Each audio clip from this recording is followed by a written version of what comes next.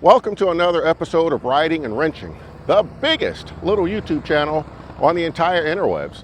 I am your host, Q the Rider, and I'm back in the parking lot today getting some practice with my good friend Gabe, and I'm on my 2023 Road King George. So we're out getting some practice. The pattern that I have set up is called double pane windows. I've done this before, and I need to do something different, but I wanted to try it with my Road King today, and so far it's going pretty well. I've got another pattern set up over here, and I'll show that in just a minute. It's called the Bleeding Ulcer, and I've tried it, and it's not going too well. But I'm going to show you this pattern as well. We'll talk about that. Also going to talk about some of the cones that I'm using. So as you can see behind me, I've got, just two different size cones here. I've got a 6-inch cone that I'm using, and I also have an 18-inch cone. The advantage of the 18-inch cones is that it makes the patterns a little bit tighter. The smaller 6-inch cones, you can actually ride with your tire right next to it without hitting the cone, and so you can kind of cheat the space a little bit more. The taller cones make the patterns a little bit more challenging. So if you're interested in buying some of these practice cones, I'm going to put links in the description of this video. It's a great way to support the channel, but you can also get the cones that you need. Now, the advantage of the smaller cones, they're easier to store, they're cheaper, and they show up well on video. The taller cones are great for replicating obstacles, but they're harder to transport and they're a little bit more expensive. Now, I'm going to show you one other type of cone that we're using out here today as well. All right, so behind me is the very first cone that I bought. It's a 3-inch cone. It's a cone that I believe they were using at my basic rider course. And they're very cheap. They're very convenient to carry. You can carry over 100 of these in your saddlebags and just keep them there and practice whenever you have space. The downside to them, they don't show up well on video, and you can ride right next to them just like the 6-inch cones and put your foot on one side of the cone and the bike on the other. It doesn't replicate obstacles, but they're still good to practice with. You can run them over and it's not going to cause you any problems. But the taller cones, any of the taller cones can cause you some issues. But again, these are cheap cones. They're easy to transport, easy to store in your garage or saddlebags or wherever you want. And it's an overall great cone, but just not good for videoing. And one more cone. All right, so this pattern, this is the double pane, or this is the Bleeding Ulcer. It looked so easy on paper when I was looking at it online, and I'm watching videos and I'm like, oh, I can do that. It's just an offset cone weave.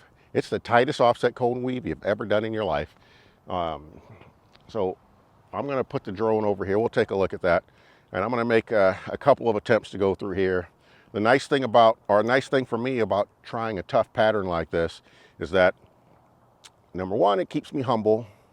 And it also shows me what I have to work on. It shows me what's possible. And so that's why I'm going to continue to try these tougher patterns. But I'm going to keep getting better at it. So we'll go ahead and move the drone over and give it a shot. All right, so the Bleeding Ulcer, this is our entry gate, and we're just going to go through and weave through here.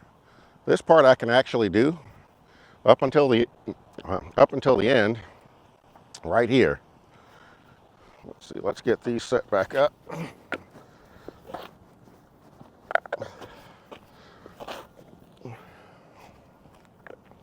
And then you come through here, and now it's an offset cone weave. So you got to make it through here, come through. And this one I'm really struggling with, but I'm going to try it again. We'll see what happens. So here's my first pass through the Bleeding Ulcer. The cone weave really isn't that bad. Only problem is I did not have this turn planned out very well, and I ran outside of the boundaries of it. Now, I can't tell you for the life of me why I decided to run out of the pattern at this point, but what I learned in practicing this pattern, and especially watching the video afterwards, is that I'm not using up the space, and I did not plan my way of making it through this pattern very well. But the good thing is, again, I had an opportunity to view these video clips, and I can see a lot of mistakes that I made in my approach to going through the pattern, and my failure to use up all the space. And I'm going to use this knowledge, and I'm going to set this pattern back up and go back through it again sometime in the future. This pattern is double pane windows. I've done this pattern several times on all of my bikes. And what I like about this pattern is that there's left turns, there's right turns, there's some maneuvering through a few tight spots, and it gives me an opportunity to practice a little bit of everything. And I really enjoy this pattern. It's a lot of fun. However, even a pattern that you grow really comfortable with, even if you get a little bit too comfortable and a little bit too lax with your processes, you will make a mistake, as you will see coming up right about here. Wow. I have no idea what I did wrong or why I gave up on the pattern. I had it. I just didn't, I don't know. I'm not sure what happened. Looking at the video, I don't see any mistakes that I made. I just gave up on it for some odd reason instead of, staying in the fight, as my buddy Ken Grant told me on my lock and lean class. Anyway, this is Q. I'm riding, I'm wrenching, and I am out.